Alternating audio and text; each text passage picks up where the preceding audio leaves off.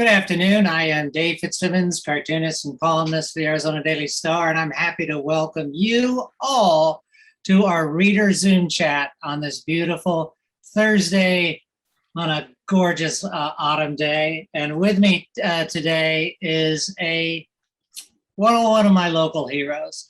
Our guest is the Executive Director of Literacy Connects. Please welcome Matt Tarver-Wahlquist. Hello, Matt. How are you, brother? I'm great, David. Thank you. And thanks to the Arizona Daily Star for this invitation. It's really an honor and a privilege to be here. As David said, I'm Matt Tarver-Wahlquist. I'm the Executive Director of Literacy Connects, and I am very excited to tell you about Literacy Connects. Hopefully. That's good. I want to say, before I hammer you with brutal interrogation, yes, here's the softball. What the heck is Literacy Connects? And who had the bright idea in the first place? Well, good question. And if I may share my screen for a moment, David, I may take a few minutes to answer this question, but I assure you, I'll give you ample opportunity to interrogate me. Thank you.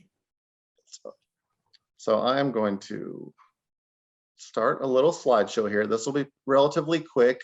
I can't see all of your faces here, so if some of you are on the phone and not on the computer, I'll be sure to describe to you what we're doing. But Literacy Connects, first of all, it's a nonprofit here in Tucson, and our mission is to connect people of all ages to a world of opportunity through literacy and creative expression. And down here you'll see it's our 10th anniversary, and Literacy Connects really came into existence as a result from a town hall that happened here in Tucson a little over 10 years ago. They gathered to kind of look at the challenges and issues facing the community. And the conclusion that came out of that town hall was that literacy was really the most important driver for economic empowerment, economic improvement in the community. And they gathered together organizations in Tucson, nonprofits that were doing literacy work. And 5 of those organizations decided to merge together. And that's what formed Literacy Connects 10 years ago. Now, what Literacy Connects does, I'm going to run you through our programs for a few slides. One of our programs called Reach Out and Read Southern Arizona. Now, this program partners with pediatric clinics to prescribe books to parents of young children at their well child visits. So when they come in with their baby to see their pediatrician, they're given a book, and they're also given input about how to engage with your kids with the book. And data shows that just that shows a tremendous improvement in outcomes for children's performance later in life. And we partner right now with about 60 clinics in the Tucson area. We're always looking to partner with more. In a given year, we give out close to 100,000 books through this program, through our partnership with the pediatricians. Our partnership with the schools happens in the Reading Seed program. And we work with kids at kindergarten through 2nd grade who are below reading level. And we have trained volunteers who meet with them once a week as reading tutors, reading partners, really. And every time they meet, the child takes home a new book. So we also give out thousands of books through that program. But what that program does that's just as important, if not more important, is that it creates engagement and love of reading with the children we support. This is a program that a lot of our volunteers are really passionate about, and I'm going to talk to you a little bit more about that when we're done with the slides. The program that actually attracted me to Literacy Connects, it's what I kind of call my gateway drug to Literacy Connects. When I had moved back to Tucson and was looking for a nonprofit who I could get really excited about, was the Stories That Soar program. This program works with schools. Children submit their stories. They take this thing called the magic box that eats stories, and it's a big box with a little slit in it. And children write stories, and they put them in the box. Nobody else sees these stories. There's no teacher correcting the stories. They write anything they want. They put it in the box, and we have a team of artists that reads those stories and then select stories to put on traditionally stage productions with professional actors, bringing those stories to life. During COVID, we actually made films out of those stories. So we're talking about professional musicians, professional artists, professional singers, claymation, the whole 9 yards for the stories that these children submit. And every kind of story, happy stories, silly stories, especially during COVID, stories that address loneliness and depression. It really shows the whole gamut, and they do live performances. We put on film festivals. It's a really, really remarkable program. And then in addition, an outgrowth of that program is the youth center we have at Literacy Connects, where we have a creative safe space for middle school students where they come and they go through a whole course of creation. It can be making films, it can be writing plays.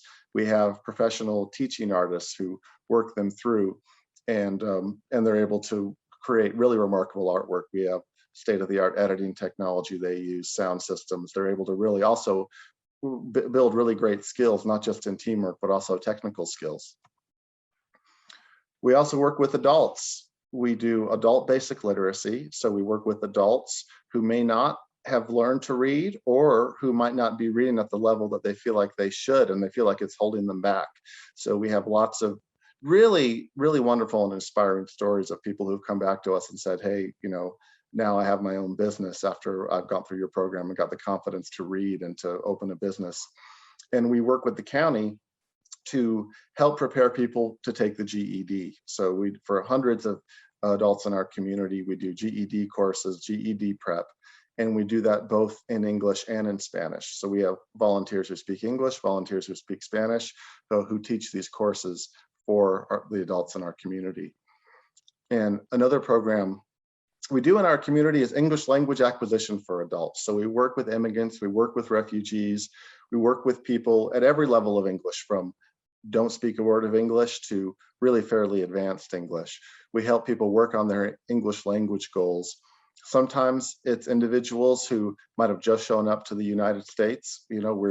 We're getting ready for a number of people from Afghanistan to come and join our English classes.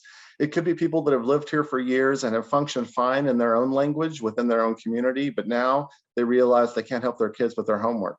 And they realize the importance of them to learn English, also to be able to advocate for their children and navigate the school systems and the bureaucracies that they'll need to do in order to do that advocacy.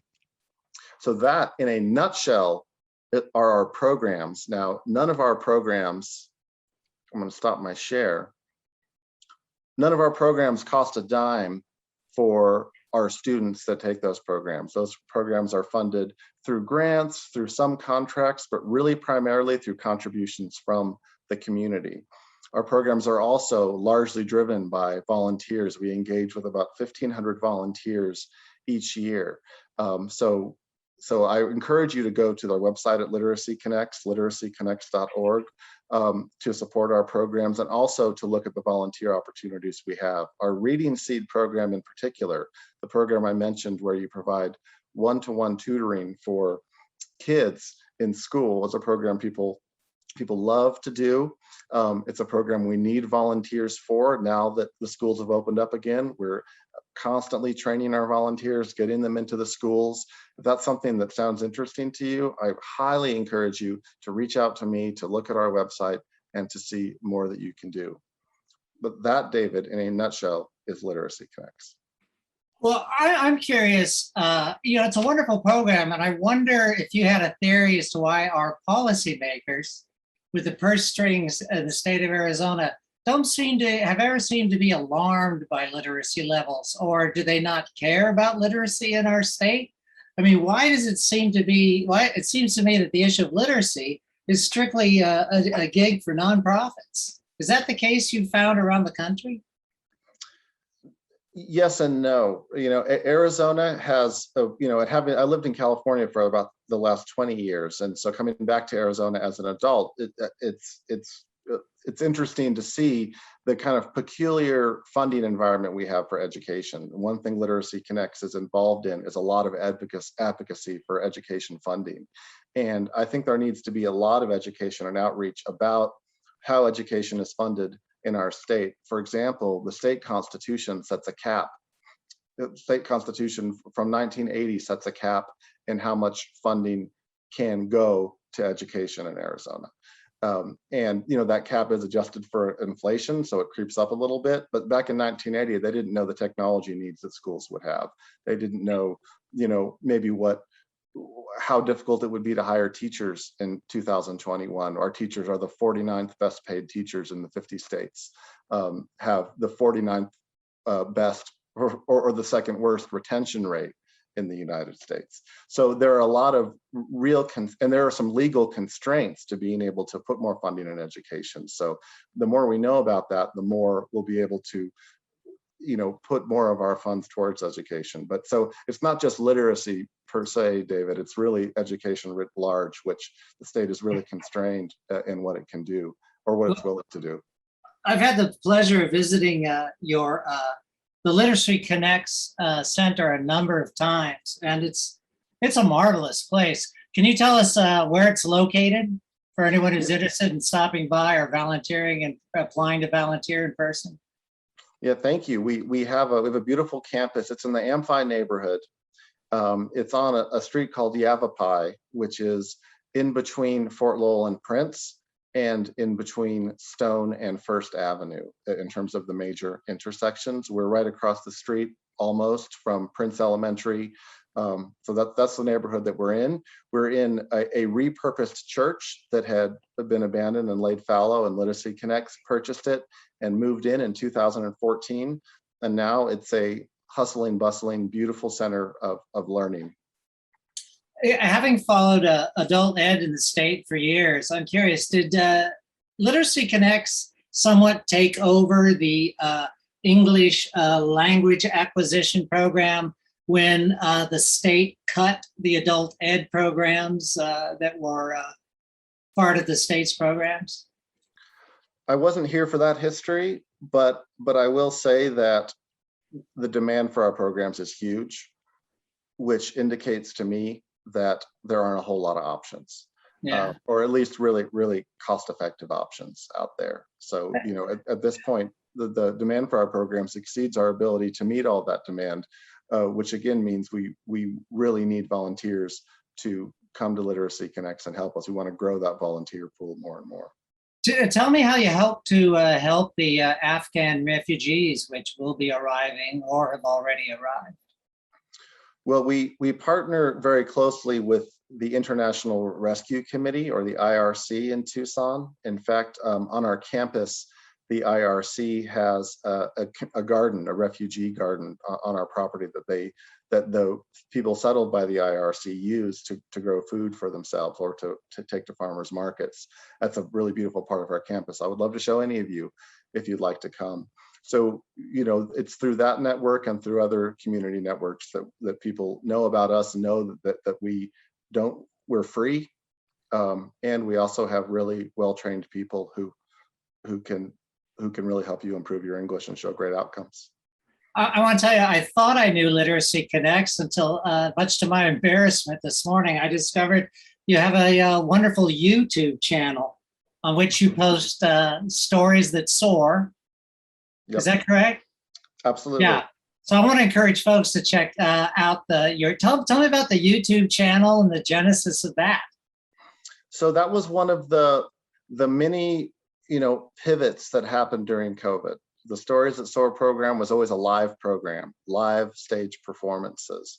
And when COVID shut everything down, that program, like many of our programs, like many organizations and individuals, throughout the country, throughout the world, had to suddenly change the way they did things, had to try things they'd never tried before, or maybe tried things they thought of trying but didn't think would work. And they started turning the children's stories into films. And I mentioned in my short presentation before that Literacy Connects, that Stories That Soar were sort of my gateway drug to Literacy Connects. And that's because when I was looking around nonprofits in Tucson, people kept saying to me, hey, you really got to look at Literacy Connects. It's a really great organization. They do great work. I got on the website and there was a link to the Stories That Soar films. And, I understood kind of the broad outline, which was a kid submits a story and we make a film out of it. And I think in my mind, it was someone like me, an amateur, trying to do something cute with sock puppets or something. And I was like, oh, it's a cute idea. Let me take a look. I started watching, and after only a few seconds, I thought, oh, whoa, wait a second, what's going on here? This is not what I thought it was. And I brought my whole family in to watch them. I was like, this is art, what I'm seeing here. These are real actors. This is the real deal. And as David said, there's a YouTube channel. You can also find the videos from our website.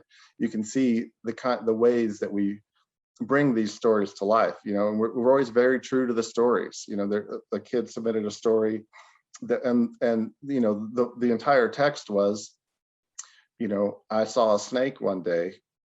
I named him Mr. Snake. I got to pet Mr. Snake. Okay.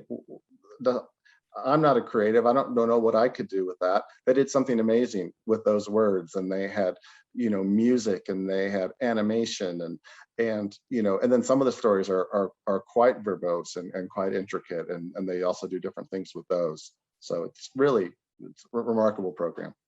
I found it very charming and not the word seductive. Addictive. There's the word, addictive, yes. Not seductive. But yeah, I kept it's like TikTok. It's like, oh, I want to watch the next one. These are so darn cute.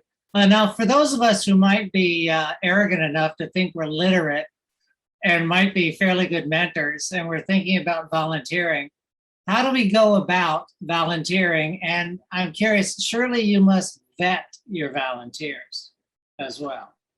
Yes. Volunteering at Literacy Connects, it is incredibly meaningful experience, and it's a commitment that we take very, very seriously, and we ask our volunteers to take seriously. And you initially do it by going to our website and clicking the volunteer tab, and then there's a video, first of all, for you to watch to kind of give you more of an overview, just to think, okay, am I still into this? And then you'll see the different programs that are asking for volunteers, and you can sign up for what's called an info session. And that info session is and generally there'll be a group of potential volunteers who gather together with the staff, at this time probably still virtual, and learn more about the program and learn about the commitment to the program. In fact, I do notice here, this is not a plant, but I did find out he was coming before he came. One of our volunteers, historically, Tim Henry is here. And I would love, Tim, if you don't mind me putting you on the spot. I don't know if you have the ability to unmute yourself, or if Sarah can unmute. Just did. Hi, Tim. You've been through it. Tim's actually our immediate past board chair. So I've known him in the context of being a board member, but I know, Tim, that you came to Literacy Connects as a Reading Seat volunteer. Is that right? Correct. About 8 years ago. So I'm starting my 8th year as a volunteer. And when you ask why, I could give my entitled speech in 3 words. It's fun. It's fun. So I'll go a little further though. Over those 8 years, I worked from kindergarten to 2nd grade and in the adult programs.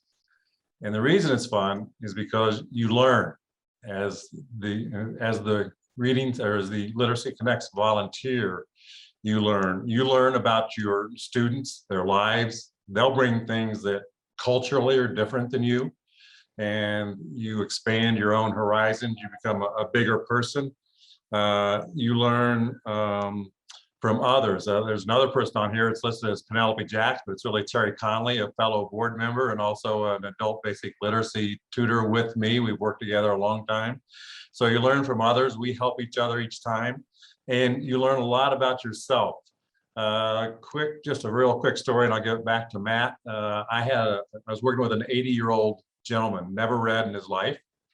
Had held a job all his life with the Wyoming Department of Natural Resources, had made do all his life. But trying to teach someone 80 years old to read for the first time is challenging. For him, for me, for both of us. We had gone through all of I think at virtually every book at his level at that time. But this gentleman had the most incredible stories to tell about his lifetime. So what we did is we started listening to those stories. We wrote them down, transcribed them, put them in language we thought was appropriate for him. The next week, we brought those back, and he read his own stories. And so it's a way to really get motivated and involved. And I think that's just kind of a little story about how we work and the way we do things. So that's a wonderful story, Tim. Let me ask you, what is, if one is going to volunteer, what can you expect that your, we'll call it your load might be? Is it a one-on-one with students? Is it one on more students than one? It'll depend. The Reading Seed is the program, which I've worked in most, is always one-on-one. I work with 4 students during the course of the week, but I'll spend 30 to 45 minutes with each of them independently. They come out of their classroom, you get unobstructed time with them. And so you really get to develop a relationship with that student over the course of the whole school year. The adult programs are usually one-on-one. It could be 1-on-2, or it could be 2 instructors for 1 student, depending on who shows up that day. But when you work with somebody for a while, you really start to develop that relationship and that understanding of who they are. So yeah, and the amount of time you want to spend, that's really up to you. I mean, we have some minimums that we look for, but you can do as many hours as you want. Can you remember in your years of doing this, instances where it left you feeling pretty emotional? Oh, yeah. I mean, said in a way I can, I've had students who had very, very, very difficult life circumstances, to the degree where, they're in foster homes and they're being brought to school in a cab every day. And the school time is their only really stable time. And they want to start telling you these stories, and you have to kind of direct them away from that, because you're there to help them learn to read. But it's hard not to take some of that in. Yeah. Your halo shines bright, man. Because it's fun. And if I could also add to that, so when we're talking about working with these students one-on-one, there's a really well professional and pretty intensive training that happens before. So it's not saying, oh, they'd like to go into the school, here's a book, go, and there's your kid's named John, go find John. Not like that at all. And it's also what I found fascinating when I came to Literacy Connects, because I was kind of new to the literacy world. One of the first things I said to the Reading Seed director was, okay, so how do you teach kids to read? And what she said was, that's not exactly the right question, because what we're really about is not so much trying to go over these technical aspects of reading. We're about creating a relationship with reading with the students. We're about engaging with the students and creating a positive association between them and this book in front of them, and the concept of a book. So, the way that our volunteers are trained, it's not to go through this step-by-step curriculum per se. There is a curriculum, but it has a lot of flexibility. It's really about centering upon the students' needs and interests and following them wherever they want to go, so that they can see, oh, reading allows me to learn about this thing, or allows me to learn about monster trucks, if that's what you're into. That's what my kid would want to be reading, believe me. But it's really about following the child on their journey and being a support to them, a relationship to them, and showing them that this thing, reading, is not some boring thing you have to do. It's something that actually really opens things up for you. Matt, where do your books come from? I did a count when I was there, and I think you had approximately 1 zillion books. Yes, that's a conservative estimate. And from all over, we purchase some. We take donations. So we also encourage you, we take a lot of book donations, particularly children's books. We have a whole system. We have a whole team of, again, well-trained volunteers who clean books. So there's a whole book cleaning process. And then we have other people who are trained to vet books and categorize books. I've got little kids, I'll pull out one of my favorite children's books from when I was a kid, start reading it to them and go, oh, that hasn't aged well. And so, we also look through the books to make sure there's culturally appropriate content, make sure that other cultures are represented, and that sort of thing, categorize them. And then they go out in all sorts of ways. They go out through our Reach Out and Read program to the clinics. They also go into the hands of our Reading Seed volunteers who go to them. But we absolutely take and encourage book donations. Like I said, we give out, all told, we give out, over $100,000, over 100,000 books a year. And it's just it's a constant churn. And in terms of volunteering at Literacy Connects, the major commitments and the major need are being a tutor in these programs like Reading Seed, but there are other volunteer opportunities that don't necessarily have that same kind of, commitment that you have to give if you still want to give back. And one of them could be potentially to be a book cleaner or book sorter, volunteering in our library, that sort of thing. David, we do have a sense of humor though too. Very first time I ever walked into the book cleaning room, I saw a giant car with a big sign above it that said "Dirty Books." And I said, "Wait, I don't think I quite understand this." Yeah, I think you're pretty snobbish. For some reason, you rejected my old Arthur Miller collection, Tropic and Unit. I don't know why you didn't. Well, I'm curious, Matt, what was your favorite book when you were a kid? When I was a kid, my favorite, well, it depends on the age you're talking about, but when I was in 5th grade, my favorite book was The Hobbit. What a show off.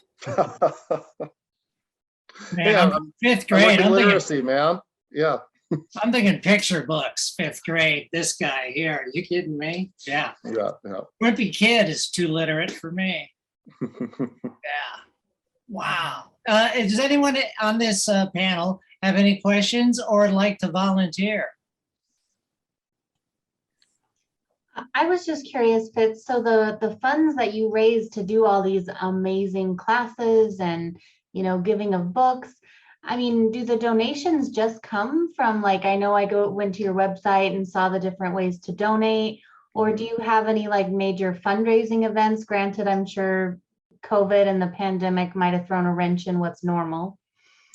Yes. So we were going to have one tomorrow, but we're not having it tomorrow. We're going to have it in the spring, and it's called Get Connected. And it is an annual event that we have to celebrate Literacy Connects. This year we'll particularly be celebrating our 10th anniversary. But we do rely so much on donors, and we encourage people to make donations. We encourage them. We are a tax credit, Arizona tax credit eligible organization, so we encourage you to use your tax credit or part of your tax credit towards funding the work that we do at Literacy Connects. We encourage people to sign on as monthly donors, like they'll do at AZPM, a recurring donation of $10 or $20 a month or more. But there's a number of ways to get involved. But we do occasionally put out fundraising appeals around the holidays and around the 10th anniversary. But in general, it's really the community showing that they value literacy by donating to us that really keeps us going. So we really appreciate all the support in the community. Huh. To go back to an initial point, you talked about the various agencies in town that were engaged in literacy. So are you now an umbrella agency of sorts, or did you absorb those groups? Yeah, we all just Literacy Connects. They are all Literacy Connects. So we're all part of one team now. You'll notice the variety of our programming, and that is a vestige of the fact that we were a number of different organizations at one time. And what really came into being was the idea that by connecting them together and being a team and connecting that continuum of ages that we work for, we can really be a much stronger organization. Yeah, I can tell you. Yeah, go ahead. No, I was just gonna say, as it sprang into my tiny head, that isn't Reading Seed. I thought that was a local civic group's pride and joy. Isn't that correct? Yeah, the Rotary Club. Rotary Club. That's right. Yeah. Yep. Yeah. No, yeah. I mean, again, before my time, but it was the Rotary Club who initially provided the funding to start Reading Seed back in the day. And our Reach Out and Read program was started by a group of local pediatricians who, when it kind of grew, they decided to pass it off and let it become its own nonprofit. Yeah. Well, looks like we got a question from Kathy. Hi, Kathy Donahue. Feel free to unmute yourself and fire away. Hi. When you asked about when you were a young person, what did you read? And you said in the 5th grade, you loved The Hobbit. My recollection is that I loved comic books. And so they had that wonderful combination of really good. Well, what I really liked was Huey, Dewey, and Louie and Donald Duck. Now, I don't know, because their artists were so good and they had wonderful fantasy stories. So you had text and you had great images and you had adventures, but I don't know whether I haven't looked at a comic book in a long time, and my mother gave my comic book collection away to my disgust. I know. Anyway, but I wondered if you use those kinds of work, so that include, images and illustrations to introduce, make it easier for young kids to read. Absolutely. And in fact, one of the really interesting things I learned at Literacy Connects was this concept of the wordless book. And I started learning about these wordless books. And I was like, a wordless book, but there are no words. Doesn't reading involve words? And they're like, well, you're telling a story, you're using your imagination, and you're engaging with books. And I thought, huh. And then I was asked to read at my kids' preschool. And I thought, I'm going to bring a wordless book to that class. And I brought a wordless book and read to the class, and asking the class to talk about what's happening. It was a great success. And the teacher came up to me after the class and was like, I've never seen that before. This wordless book, that was incredible. And I was like, yeah, Literacy Connects, wordless books. But yeah, no, to your question about, when it comes to comic books, and David, if you're interested, the current book I'm reading right now are the Amazing Adventures of Cavalier and Clay by Michael Chabon, which is about comic books. Especially now, comic books are considered a totally legitimate artistic genre, and now, graphic novels, they're extremely high level and sophisticated. And the point is to get kids engaged and looking at content they want to look at, engaging with things in front of them, engaging with words and storytelling and their imagination. So if that's a direction they want to go, it's absolutely a direction we'll go with them. One of the training things that is so great at Literacy is that the professional staff helps all of us volunteers learn how to select books and recommend books to our students, and what clues you're getting from your students and what they react to, so that you're bringing books to them that there's a much higher likelihood they're going to be interested in and want to get involved in and read. So that's one of the things that's very key for us, that the staff is so good at us helping us do those things. And if comic books was it, they would recommend comic books in a heartbeat. Well, how well is manga doing? I'm not sure. I'll check in on that. I'll get back to you on that. I'm not a huge fan of it. I really prefer them. Oh God, what a nativist I sound like, but I do admire a lot of American graphic novelists that I think produce wonderful works appropriate for young people. I was curious, you had mentioned about how many, like you had about 1,500 volunteers, throughout the year. But how many people, and maybe that's a tougher question, how many people would you say are participating in these programs, between the kids that are assigned to read with someone, the adults and GED programs? How many people are those 1,500 people helping? About 50,000. Now, the most of those are the kids that receive books at the pediatric clinics. So if you pencil that out, now we're talking more about like 8,000. But thousands. And I'm talking pre-COVID numbers now. Those numbers are coming back up as COVID hopefully kind of sort of recedes. But really, well, interestingly enough, speaking of COVID and of numbers, one thing we found was, the Reading Seed program suffered during COVID because the schools were shut down. Our adult programs ended up thriving because when we changed our teaching to an online format, we discovered that people that otherwise couldn't have accessed our classes, and volunteers who otherwise couldn't have accessed our classes, were able to access them. And people that had busy, crazy lives, it was much easier for them to click a button and get into class for an hour, click a button and get out and get right back to their life, than it was to drive to a place where we were having our classes. So one of the things we're really excited about doing as we go back to more in-person programming is also keeping an online component for people for whom that works better. So that has shown, our demand in our adult basic literacy program is actually greater now than it was when we were in person. And that's in that program for particular, we're talking about 800 to 1,000 people. In our Reading Seed program, for the kids when we get back to full strength and full schools opened and full number of volunteers. We're talking about 12 to 1,500 students and et cetera. Yeah. With two of my sisters-in-law being reading time librarians, I'm curious what the genesis is for the Reach Out and Read program. How'd that come about? Well, it's a national program. In fact, when both of my kids were born in San Francisco, and I remember taking them to the pediatrician and they were giving me books. I thought, oh, that's really cool. I'm so glad they do that. I didn't realize that was actually part of that program. And so this was started, I think it might have even started in Boston, but it was this idea that,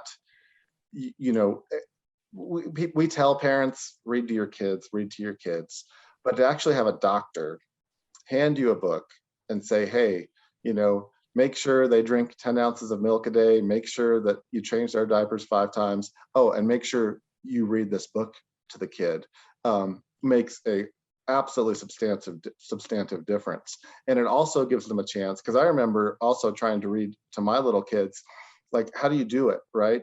A toddler or 18-month-old, you open up a book, they're grabbing the book, they're moving the pages around, they're off topic. Am I supposed to just start at the beginning and read the whole book and say, no, let's focus on, the dragon here? Or, and so these doctors are actually trained through Reach Out and Read to engage with the parents and say, hey, let them grab the book, let them turn the page. Don't worry if they're getting distracted. The whole point is to have them to want to do this thing. And so the genesis, I believe, started back east. It spread across the country, and we're really excited and proud to be a part of it. Huh. I have found, I have 3 kids who are adults now, and being a guilty dad, I found reading to them every night, which I did, exhausting. Do you offer any physical therapy programs for readers? I mean, you know what I'm talking about, how exhausting it can be? Absolutely. And not yet, we don't. But I encourage you as a fellow dad to try to see if you can get them to be into stuff that you're into as well. Well, I do have to brag with pride that my 19-year-old came over the other night and wanted to read me a paragraph from Jack London's Call of the Wild because he liked the way London wrote the paragraph. And I thought, oh my gosh, this was worth all the Dr. Seuss. That's right. At least I hope that's the case. You must experience that, the rippling pond effect among your volunteers and the stories you hear. Oh yeah, absolutely. People that you've touched 2 years later, thank you. Yeah, I mean, that's been one of the really gratifying things about being at Literacy Connects is having someone come to the office or sending us something in the mail. And I alluded to this before, but we had someone mail us a little letter with his business card for the business that he had started, that he really credited, Literacy Connects as something that really put him on that path. We engaged with, there was a young man who came from Mexico seeking asylum, and he had to go through a very involved, of course, process to get his asylum approved here, and he wasn't allowed to work. And he wasn't allowed to enroll in any, official courses at PIMA or other institutions. So he started taking classes at Literacy Connects.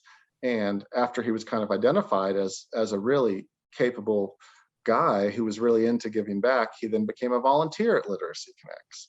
And then when his asylum was approved and he was able to legally work, he now works at Literacy Connects. And in fact, he's the one that started our Spanish language literacy program, our Spanish language GED training program. So, things like that make it a pretty fun and exciting place to work. Wow, he sounds like an impressive individual. I'd watch my back if I were you. He might want to become the executive director. Nothing would make me happier. That'd be a great capstone to the story. Well, that is a wonderful story. I have to say it's close to my heart because my late mother taught my father to read, and it was a family secret for 1,000 years until it was finally revealed why he preferred not to read the menus at restaurants and give the orders to the waitress himself. It was because he still felt uncomfortable about his level of illiteracy. So for me, it's deeply personal. It matters so much. And you must think about, I'm curious how you must think about this philosophically overall, the state of our nation in terms of literacy and your role. I mean, you're on a mission essentially to lift up our democratic republic, brother. Well, I appreciate that. I'm going to put that on my business card now. Now that you describe that as my job description. But no, and this has really hit home to me now that I'm working in literacy, which is that literacy is the key to so much, right? It's the key to everything. It's the key to us being able to read the promotion for this conversation and get online and have this conversation. And which also kind of brings up another tangent to this all that's becoming less of a tangent and more of a really a core part of the circle, which is digital literacy and what's called digital equity. And we learned that during the pandemic that in order to function in our society, we need to be able to not just have internet and have, not just have the software and the hardware to be able to do things like what we're doing right now, or to apply for a job, or to pay your bills online, or to do any of a million other things that we use our computers to do.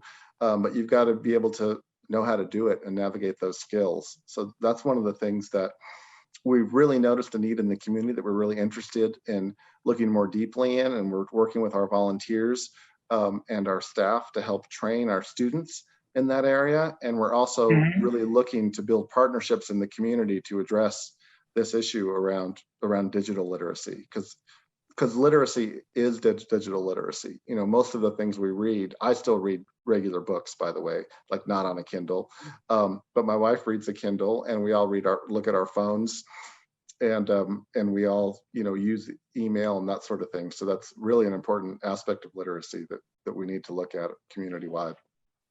Thank you, Matt. It appears we have a question from a guest whose last name is Own. Would you care to unmute yourself and ask your question? OWNE. Are you there? Can you hear me? Can you unmute yourself? It's on an iPhone, so it might be a little more connected by phone. Perhaps I can repeat the question. Okay. What are schools Okay, doing? he's unmuted, Fitz. Oh, good. Please ask your question. It's right in the chat.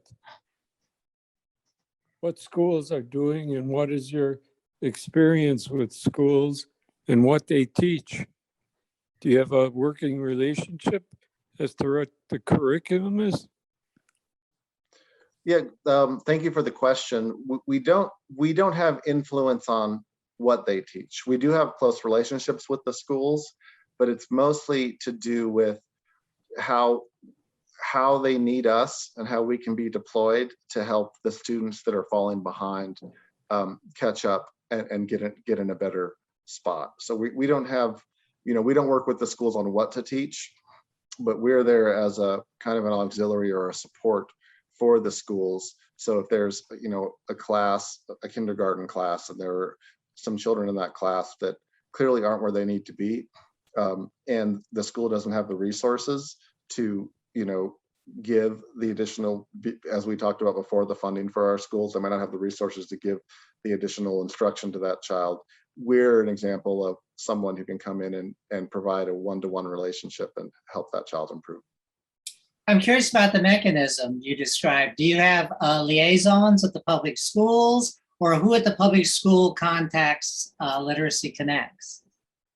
Yeah, so we have relationships. Well, first of all, at this point, our Reading Seed program only works with what are known as Title I schools. And those are schools that are designated as high need schools. And under that subset, we have relationships with school principals and with school district superintendents or assistant superintendents. And so when we partner with a school, and then we go on and partner with the teacher. And so when that school becomes a Reading Seed school, the teachers then refer to us students that they think need that Reading Seed support. We have another aspect, a sort of pilot project in Reading Seed called the Kinder Project, which is where we partner with a school's entire kindergarten class. Because research has shown that if you intervene in kindergarten the outcomes are disproportionately greater. The younger you go and intervene, the better your outcomes are years down the road. And in the Kinder Project, what we've done is, instead of asking the kindergarten teacher, okay, who are the 2, 3, 4 kids in your class that you think need reading seed tutors, we just take the whole class. Every single child in the class is assigned a tutor, and every child in that class gets that kind of instruction. And research is beginning to show, we're in the first few years, we're about 5 years into that project, that the outcomes are really quite remarkable. Yeah, that's impressive. This might be a good question for Tim. How many hours are we talking when one volunteers? Well, for me, for the Reading Seed program, I'm at the school 2 days a week for between an hour and a half. If you want to add my commute time, you can do that.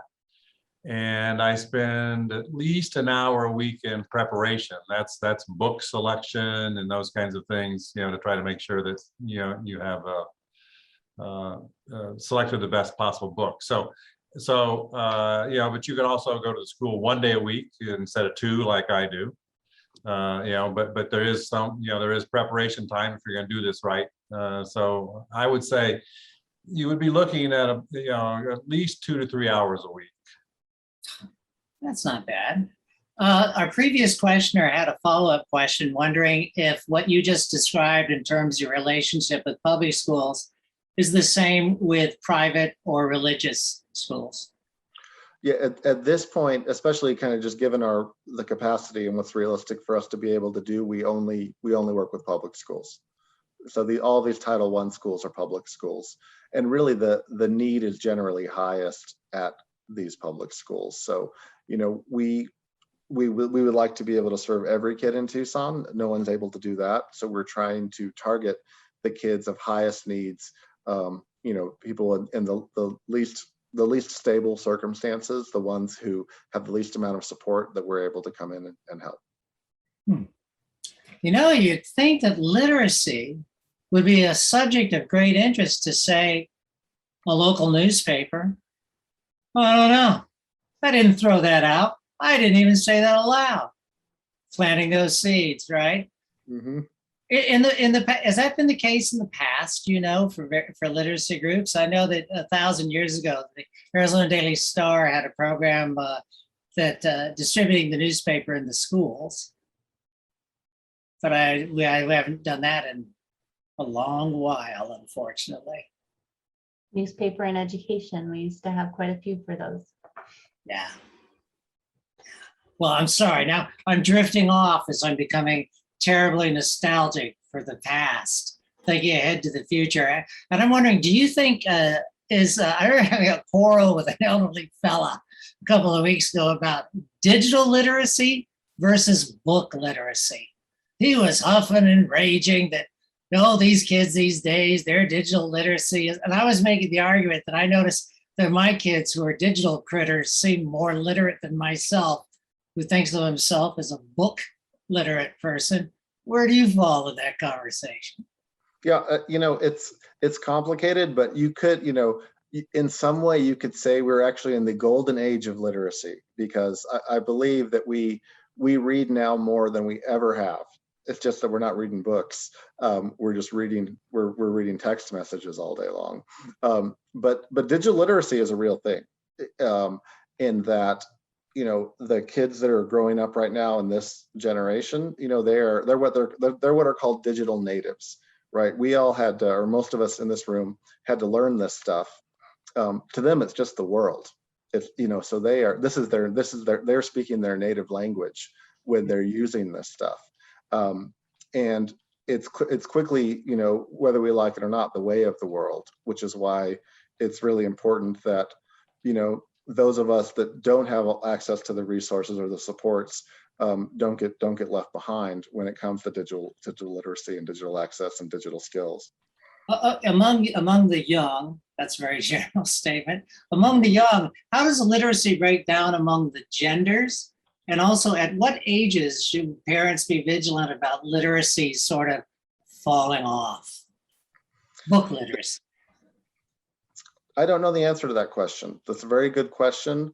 But what I'll say, my sort of general half answer is, get them started early, and and the schools should ideally be able to recognize when they're falling behind in their literacy and in their reading. But I think that if you have someone who's engaged with reading at an early age, before they start, even before preschool, even before kindergarten, certainly in kindergarten, then you should see really good results. And if you don't, then there's probably other things you might want to look at when it comes to, potential for dyslexia or learning disabilities, or even, visual impairments. I've known a parent whose kid functioned at an extremely high level at every aspect of life, but really had trouble reading, and was so clever and could adapt so well that the parents didn't even pick up on it until she was in like 5th or 6th grade, because she was able to skate by. And when they looked into it, it was a purely visual thing, that she had trouble seeing small letters on the page. It wasn't necessarily even a cognitive impairment. So you never know, but it's really about engaging kids with books and making them want to be engaged as early as you can. My favorite kid, Kathy Donahue, is back. Do you have a question, Miss? Fire away. I do. Do you have any relationship with Amazon? I don't. I actually am not tied to formats as far as books are concerned. I read almost exclusively now on a Kindle, and so I buy things, or I borrow them from the library. But it would seem to me that that the format is not so essential, but the reading is. So it doesn't matter how you get the words to the kids. Yep. It's the words and the content and the story, and that matters as opposed to, say, the format. Yeah, I agree with what you're saying, but could you clarify when you ask if we have a relationship with Amazon, how that? You would think that they would, I guess, as a donor, that would be. You would think they would be heavily invested in the whole idea of literacy, because other than everything else under the sun that they sell books. And I'm on my 3rd or 4th Kindle or whatever. Owned one now for a long time, but that the whole idea of selling intellectual content is one of the main things they do. It's the underpinnings, the fundament of what the business was. So I would think they would be delighted to support you. Yeah, I think that's a great idea. We have some relationship with Amazon here, but really more at the local level and not at kind of the higher level. It's more about their local workers volunteering or donating to us, or using us as a community hub to distribute excess merchandise to our local neighborhood and things like that. But on a more kind of strategic level is something we haven't pursued yet. But I think that's a really interesting idea, Kathy. Thank you. Other than donating and volunteering, how can we Tucsonans support Literacy Connects? By donating and volunteering, David. Other than volunteering and donating. Well, first of all, now everyone here knows about us. And, what's the name of your organization? Literacy Connects, with an S at the end of Connect, just so you know when you're trying to get on the website. It's not Connects with an apostrophe. No. Apostrophe. Literacyconnects.org. And it's really about, because you may have a neighbor who says, what am I going to do with all these children's books? Or you may know someone who wants to learn English, or you may know someone who's interested in volunteering in the community. You may know someone who, is wondering, who wants to write their will and is wondering what to put in his or her estate. You can say Literacy Connects is a great thing to do. I'm not kidding about that. So it's really, being aware that we're here. I think the people that know us love us, but of course not everyone knows about us. We're a modestly sized nonprofit here in Tucson. We're only 10 years old. We're excited to be 10 years old, but we really are really interested in we partner with a lot of organizations and people in the community, and we just want to keep doing more. So the more you talk about us, I think the better. It is remarkable that you're 10 years old, because it seems as though it's the sort of agency, the sort of nonprofit that should have always existed. It just makes such great logical sense, particularly here in Arizona. Our time is starting to run out, and I wonder, Matt, if you would like to make any final pitch for volunteers or donations. Oh, that's your time. Look, we do our things because of you, because of the community here in Tucson and Pima County in Southern Arizona, and what we do is important. And I'm relatively new to Literacy Connect, so I'm not taking any credit for it, but I can tell you that we do it well. That we treat our employees well. People like to work for us. We treat our volunteers very well. People love to volunteer for us. You heard Tim's testimony earlier today. That you can have a really great experience volunteering for us, and you can feel like you're part of something helping your community by donating to us. So I just thank you all. Thank you, David and Sarah, for the time here, and thank you for the really good questions. And it's just real privilege to be here. It's been really fun. And please, Literacy Connects, check us out. We're worth it. We're worth a look. Thank you, Matt. Sarah Brown, what's coming up next week here in Reader Chat Land? Yes, thank you so much, Matt. It was so neat to hear about your organization and learn more. I think that the opinion team needs to make a field trip to Literacy Connects. I'll have to pitch. I'll pitch that to the boss. So next week we have another great guest. We actually have Dr. Lou Hamburger. He keeps telling me what a sense of humor he has because of his last name, Hamburger. So that'll be part of his discussion. But he is a retired CEO and psychotherapist.